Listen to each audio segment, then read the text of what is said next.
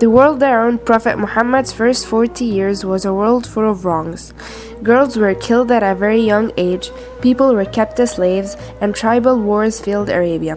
But surprisingly, Prophet Muhammad was to be used as a great example for good morals.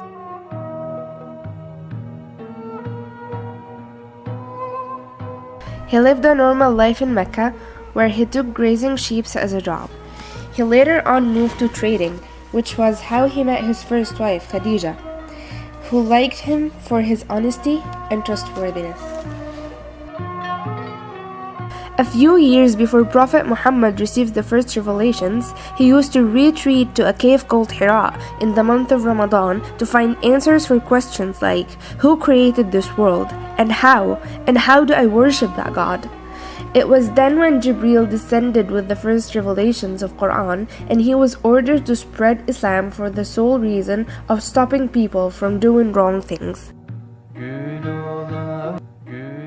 He started spreading Islam quietly, explaining it to his house, relatives, and close friends. Some people entered Islam instantly, while others, like the leaders of Quraysh, Prophet Muhammad's tribe, disagreed and ignored him.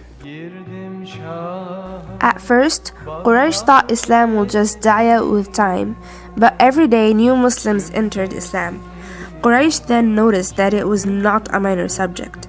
If Islam enters Mecca, that means that the idols that are placed in Mecca, that tribes from all over Arabia pray to, will be removed, which will hurt the trading badly. They started torturing Muslims and Prophet Muhammad physically and mentally.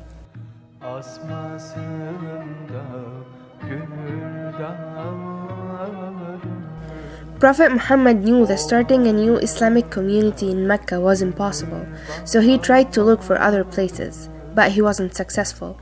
One day, 7 people from Yathrib, that will soon be named Medina, responded enthusiastically to Islam.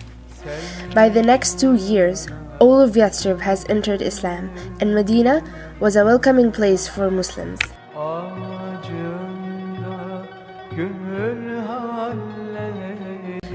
At that time, Quran gave Muslims a green light to fight back against the threats of non-Muslims, especially Quraysh, because they were thrown out of their homes and treated harshly.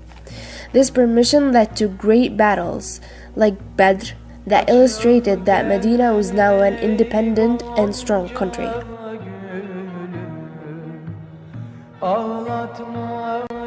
Prophet Muhammad knew that if Mecca entered Islam, then most of the tribes that are following Mecca will enter Islam too, and that is nearly all of Arabia. So he took Muslims to Mecca for Umrah without weapons as an act of peace, but Quraysh stopped him. So Mecca and Medina ended up signing a peace treaty.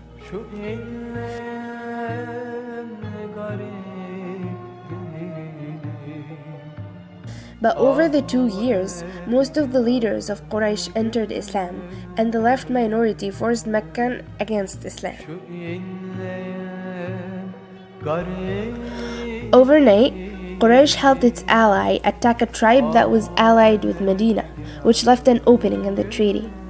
In a matter of months, Mecca was under Muslims' control. Prophet Muhammad insisted that whoever enters their house is safe, and he left the people of Mecca free and safe. When the people of Mecca saw what mercy Prophet Muhammad and Islam had, they all entered Islam.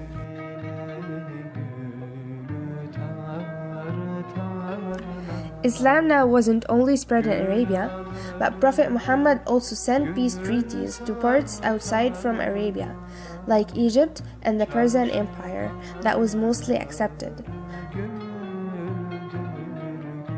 Prophet Muhammad's mission was now met, and he was ready to leave this earth in June 632 in Medina, where a story of a whole empire began and will continue.